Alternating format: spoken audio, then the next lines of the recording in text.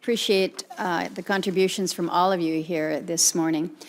You know, it's interesting when you think about the enormous potential on our federal lands.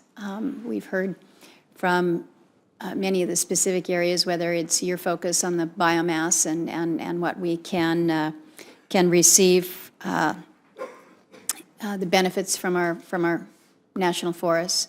Mr. Spears, you talk about the critical minerals, you talk about the elements, just the sand, the gravel.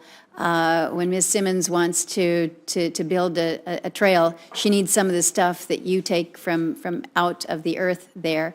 And of course, we can't do any of it unless we have water sources that are available, that are reliable, and that are safe in many, many different ways. And then, of course, the recreation aspect of all of our federal lands. Again, a clear reminder of this multiple use concept that we talk about.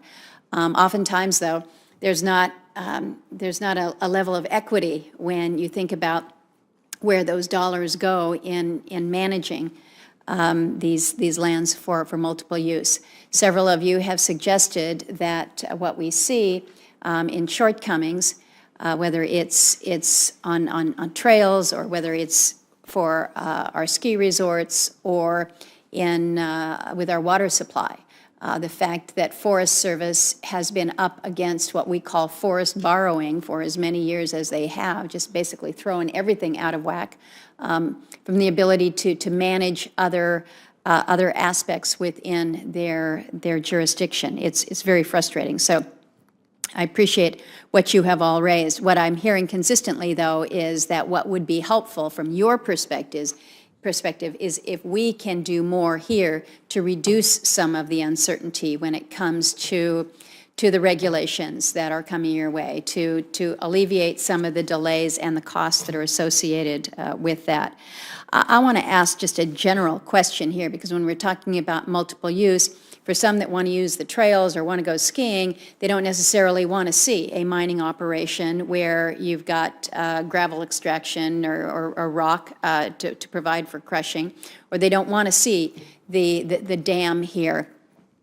Mr. Spears, you cited to the USGS report on the mineral commodities summaries and a recognition that from a vulnerability perspective, we're headed down the road of greater reliance on others for the stuff that we need, whether it's the sand and gravel or whether it is the copper that we need for some of our high-tech initiatives. Are we all in agreement here that regardless of where our interest is, we still need to provide for greater opportunities for accessing our minerals throughout the country? Do we agree that that's a sound thing if done properly? You mentioned the mapping, Mr. Spears, and the fact that we're about 50% there, but to better analyze where those resources are, recognizing that there are some areas where we're never going to touch that. Mr. Spears is saying yes, but of course I expect him to say yes. Well, I would like to address that. So, yeah, timber is managed by foresters knowing, how many trees per acre, how many board feet per acre. So it requires a level of mapping and GIS. Similarly, the management of minerals would require knowing what's down there, often in the subsurface where you can't see it. And so that requires investment in geophysics and mapping. But I'm not saying we need to mine the earth. I'm saying that we need to know what's in what places before we make decisions about what we're going to do with the surface of that land. And I'd just like to say that as geologists, we take a longer-term view of things than some people do. One of my favorite places to go hiking in Virginia is called the St. Mary's Wilderness. And it's a beautiful hiking trail, but when you get way back in the wilderness, there's this little area called Ore Bank, which was an important source of manganese ore during World War I. So this was only about 100 years ago. There was a mine in this location.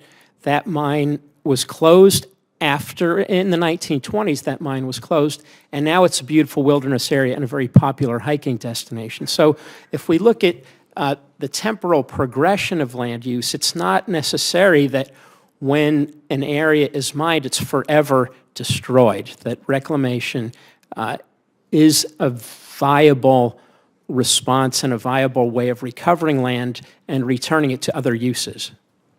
I'm going to turn to my colleague, Senator Cantwell, and we'll have an opportunity for more questions.